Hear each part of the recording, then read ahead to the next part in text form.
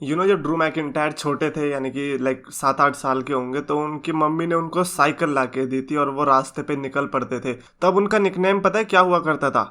Scottish cycle path. और तुम लोग कह रहे थे कि एग्जाम से सबसे बुरी चीज होती है। भाई मेरे जोक्स सबसे बुरे होते हैं यार, हार्ट अटैक दे देंगे किसी को भी। तो yes, so much champions of the world, मैं हूं 3DX Chetan and today we are going to look at awards of some particular website. Sports कीड़ा, अगर आपने नाम सुना होगा, रेसलिंग की इंडस्ट्री में भाई बूम कर गई थी ये वेबसाइट 2017 के आसपास। ये लोग न्यूज़ डालते हैं, आर्टिकल्स वगैरह डालते हैं। तो इन्होंने क्या करा था, लास्ट ईयर अपना पहला एडिशन निकाला अवार्ड्स का, जिसमें इन्होंने लोगों से वोटिंग ली एंड यस, अलग अलग कैटेगरीज में जैसे हर कोई करता है। तो लेट्स सी कि इनकी कैटेगरीज के कौन कौन से अवार्ड्स किस किस के पास गए हैं, कितने AEW के सुपरस्टार्स ने उठाए, कितने WWE के सुपरस्टार्स ने उठाए एंड उसमें से कितने थे डिजर्विंग। जिसकी शुरुआत ही हम करते हैं सबसे पहले tag team of the year के अवार्ड से, जिसमें काफ़ी सारी टैग टीम्स थी। I just don't like the idea कि इस समय जब मैं वीडियो बना रहा हूँ तो मेरे को नहीं पता चल रहा कि नॉमिनेशंस कौन कौन से थे। उस टाइम पे मेरे को याद है जब मैंने वोट किए थे तो किस किस को मैंने वोट किया था वो मेरे को याद है, बट लाइक नॉमिनेशंस कौन कौन से अब रहे हैं सिर्फ मेरे को विनर का पता चल पा रहा है, which is very strange. But हाँ, कॉम्पिटिशन नहीं देख पा रहे, it is not good. But the happiest part is कि जो tag team of the year का अवार्ड मिला ये उठाया द ऊसोस ने विद 34.2% की रेटिंग के साथ। और अगर मैं गैस करना चाहूँ तो आई थिंक उसमें यंग बक्स भी रहने वाले होंगे, उसमें आई थिंक लूचासोरस और जंगल बॉय भी होगा, और I think street profits, RK bro, ये लोग भी रहे होंगे। But I think Usos definitely deserved that. I mean come on भाई, मेजोरिटी ऑफ द टाइम तो उनके पास चैंपियनशिप थी ही, है ना, एंड आई थिंक पूरे साल ही उनके पास ये चैंपियनशिप थी, और साथ ही साथ ब्लड लाइन के फैक्शन में रहने का उनको अलग ही एडवांटेज मिला होगा। तो I think yes, the Usos I think definitely a deserving victory and people are like अबे यार यंग बक्स फिर से रह गए। डोंट वरी, जिनकी सुपर किक्स ज्यादा अच्छी होती है शायद ये अवार्ड उसको मिला है। नेक्स्ट अवार्ड आया रूकी ऑफ द ईयर का अवार्ड, जो कि आपको पता ही है कि क्या होता है रूकी ऑफ द ईयर। बेसिकली एक ऐसा सुपरस्टार जो कि नया नवेला होता है लेकिन अलग ही इम्पैक्ट क्रिएट कर देता है लोगों के दिलों में, और लोगों के लगने लगता है कि ये नेक्स्ट बिग थिंग बनने वाला है।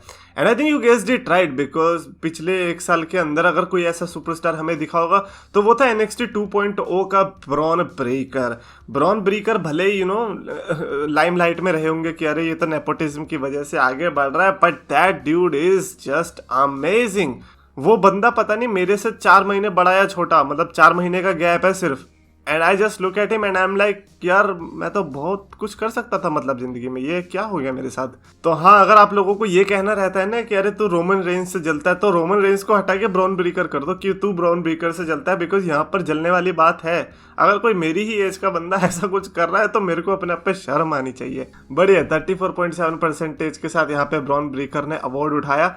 आई don't know, I think rookie of the year के लिए तो बढ़िया पार्टिसिपेंट है ही। अगला आया story line of the year का अवार्ड, काफी इंपॉर्टेंट अवार्ड है एंड लाइक मेरी जो इसमें प्रेडिक्शन थी वो basically Edge versus Seth Rollins के लिए थी, बिकॉज उसने पूरा हमें हुक करके रखा था एंड लाइक बिना टाइटल मैच के होते हुए भी वो जो ट्रायोलॉजी भी देखने को मिल गई थी, आई think that was incredible and मेरे को लगता है कि वन ऑफ द बेस्ट ट्रायोलॉजीज में वो काउंट होने वाली आने वाले समय में। बट शायद किस्मत को कुछ और मंजूर था। 34.1% के साथ ऑल एलीट रेसलिंग चैंपियनशिप की तरफ से आई, जब इस बेल्ट के लिए उन्होंने फाइट करी थी केनी ओमेगा ने अगेंस्ट एडम हैंगमैन पेज। ये दोनों सुपरस्टार की राइवलरी को मिला है story line of the year का award. I think that is because कि एक रैंडम बंदे ने ट्विटर थ्रेड बना दिया था फालतू सी चीज़ों का और दिखाई थी इस स्टोरी लाइन को कि अरे अरे इनके जूते पे देखो ये लिखा था, जो कि अगले हफ्ते हमें देखने को मिला। फिर उनकी जैकेट के पीछे जो पसीने की बूंद गिर रही थी वो इस स्पीड से गिर रही थी जिस स्पीड से केनी ओमेगा ने अगले ही मैच में किक मारी थी, तो वो स्टोरी लाइन अच्छी चल रही थी। I don't know the reason behind it, but ये I think congrats to them. At least मेरे को इतना तो पता है कि जो ऑल एलीट रेसलिंग का फैन बेस है वो डिसअपॉइंट नहीं हुआ होगा, क्योंकि like Kenny Omega versus Adam page वो लोग तो कह ही रहे थे कि हाँ इस मैच को या इस राइवलरी को मिलना चाहिए award. I think that's great I guess. Then आया कमबैक ऑफ द ईयर का अवार्ड, जो कि CM पंक को मिला, not Brock Lesnar, not Becky, definitely not Becky Lynch. मतलब उन्होंने तो बियांका बिलेयर को जिस तरह से हराया लोग अपसेट ही हो गए। But come back of the year का CM पंक ने उठाया अवार्ड विद 60.2% के साथ। प्योर डोमिनेशन कह सकते हो आप इसको, एंड मेरे हिसाब से होना भी चाहिए। And I don't no come back क्यों रखा, रिटर्न ऑफ द ईयर आप रख सकते थे, बट हाँ नो मैटर कि CM पंक कहने के बाद रेटिंग बढ़ी या नहीं बढ़ी, बट वो जो मोमेंट था आई थिंक वो कुछ इंटरेस्टिंग तो था एटलीस्ट रेसलिंग फैंस के लिए, एटलीस्ट जो कंटिन्यू देख रहे हैं उनके लिए तो बहुत ही बड़ा मोमेंट रहा होगा ये। तो यहाँ पर तो मैं डेफिनेटली डिसएग्री नहीं करने वाला ये चीज़। एंड देन आया international superstar of the year, यानी कि लाइक उनके अकॉर्डिंग आई थिंक अमेरिका के अलावा कोई और सा सुपरस्टार जो दूसरी लैंग्वेज का होगा, तो वो उन्होंने उठाया काजुचिका ओकाडा को विद 36.9% के साथ। एंड आई एम लाइक कि यार क्या अगर मान लो यूके का कोई सुपरस्टार है, क्या उसको भी ये लोग इंटरनेशनल सुपरस्टार में कंसिडर करते, या फिर जो इंग्लिश बोलने के अलावा ये उस तरीके से जा रहे हैं, तो वो मेरे को एक बार देखना था। बट हाँ काजुचिका ओकाडा तो डेफिनेटली बेस्ट ऑप्शन रहेगा ही।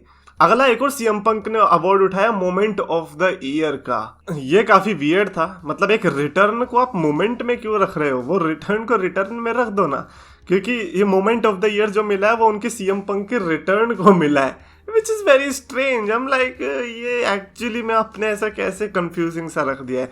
51.1% के साथ ये मोमेंट आया है इस साल। आई डोंट नो अबाउट दैट, ये तो दो अवार्ड का मिक्सचर लग रहा है। इसीलिए अगले बढ़ते फ्यूड ऑफ द ईयर की तरफ, जो कि 41.9% के साथ उठाया CM पंक वर्सेस MJF की फ्यूड ने, जो कि आई डोंट नो कि अभी भी कंटिन्यू होने वाली है या नहीं, वो तो आई थिंक डायनामाइट में हमें पता चली जाएगा, क्योंकि हमें CM पंक और MJF से अभी कुछ भी पता नहीं चला था। तो बट जो भी आई think CM Punk versus MJF की फ्यूड तो ग्रेट थी। उनकी जो माइक पे जो बहस हुई आई थिंक उसने भी लोगों का दिल खींचा। देन डॉग कॉलर मैच हो गया, या फिर डायनामाइट का भी जो मैच था I think well deserving. But again feud of the year हो गया, story line of the year हो गया, मैं तो एज वर्सेस सेथ रॉलिंस को ही लेके चल रहा था, but I think CM Punk versus MJF is a great pick too. Then आया बेस्ट प्रोमो स्किल्स का, जो कि पॉल हेमन ने उठाया विद 33%। वाह 33%, ऐसे तो मैं मैथ्स में पास हुआ करता था बट हाँ बेस्ट प्रोमो स्किल्स तो डेफिनेटली पॉल हेमन के पास आना ही था। But at the same time I am like कि यार पॉल हेमन ने सच, but anyways let's not go there, वरना रोमन रेंस के लोग मेरे को ही मार देंगे। मतलब मैं तो बस यही कहने वाला था कि भाई पॉल हेमन ने ऐसा स्पेशल क्या कहा है, वो जो रोमन रेंस एक दो लाइन में बोलते हैं बस उसी को इलेबोरेट तो करते थे। ECW वाला पॉल हेमन तो अलग ही था, जो सैवेज था, रोस्ट कर देता था, जो अलग अलग क्रिएटिव चीज़ें लाता था। बट खैर रेपुटेशन ही ऐसी बना लो कि बंदा कुछ भी करे तो वो चीज़ मिलनी ही मिलनी है। अगला आया baby face of the year का अवार्ड, जो कि 27.5% के साथ बिगी ने उठाया। आई थिंक यहाँ पे कंपटीशन काफ़ी रहा होगा, इसीलिए 27.5% में यहाँ पर बिगी के पास आया award. Then heel of the year के में आया MJF के पास विद 43.9%। एंड यहाँ पे मैं रोमन रेंस का मेरे को लगा था कि शायद से रोमन रेंस आएगा, but again MJF is a great competition right now when it comes to heel superstars.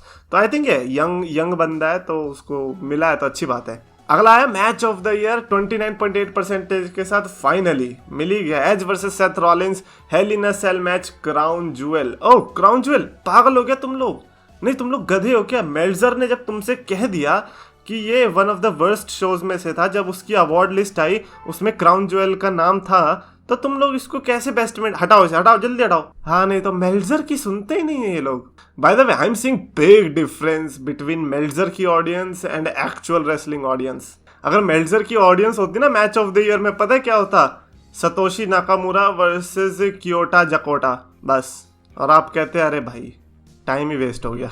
But हाँ वो hello in a Cell match तो लाइक ऑफ कोर्स बनता ही था। मतलब मैं तो इतना कंफ्यूज था, मैंने तीनों मैचों को नंबर 1 पे डाला था। आई एम लाइक कि भाई मेरे से पिक नहीं हो रहा, क्योंकि तीनों मेरे को बढ़िया लगे थे, मैं तीनों को डालूंगा। एंड फाइनली आए दो बड़े बड़े अवार्ड्स, जो कि female wrestler of the year and male wrestler of the year, and I think both are very well deserving, because female wrestler का अवार्ड उठाया डॉक्टर ब्रिट बेकर DMD ने विद 40.7% के साथ। Meanwhile wrestler of the year male में Roman Reigns ने उठाया with 41.9%। And yes, bloodline के सारे बंदों को अवार्ड मिला and doctor Britt Baker DMD ने यहाँ से अवार्ड उठाया। आई think that's a great year for these superstars. और मेरे को लगता है कि अगर बेली होती तो शायद ब्रिट बेकर का जीतना मुश्किल होता। बट खैर इसके अलावा आई डोंट थिंक सो कि ऐसा कोई ऑप्शन था भी, बिकॉज बेकी लिंच तो साल के थोड़ा एंडिंग में रिटर्न करती दिखाई दी थी। शार्लेट का ऐसा आप कह ही नहीं सकते। साशा बैंक्स तो साल में 1000 बार रिटर्न कर गई थी। तो आई थिंक AEW की तरफ से ही आना बनता था, क्योंकि doctor Britt Baker DMD consistent थी। तो आई थिंक उसकी वजह से अवार्ड जीतने में काफ़ी हेल्प हुई। बट हाँ, that's it. I think when it comes to the opinions, I feel like के story line of the year में मेरे को लगता है कि कुछ हो सकता था, अदरवाइज तो मेरे को लगता है कि सारे ठीक ही थे। आपको क्या लगता है इनमें से? आपकी अगर कोई टिप्पणी है स्पेशल तो वो कमेंट्स में लिख कर बताओ। और अगर आपको वीडियो पसंद है तो प्लीज लाइक करो, शेयर करो, चैनल को सब्सक्राइब करो। The best part is they acknowledge the tribal chief. Wrestling fans को पास बुलाया, मीठे शब्दों से सबका दिल था चुराया, अपने नाम का सच दम था बनाया, 2 लाख का इसने परिवार था जुटाया। पर समय की मार है या मेहनत की हार है, ये खुद को बदलना तो मेरे शब्दों के विचार है। अफसोस है कि आज सबने इसको भुलाया, फ्राइडेज को इसने RKO था लगाया, फ्राइडेज को इसने RKO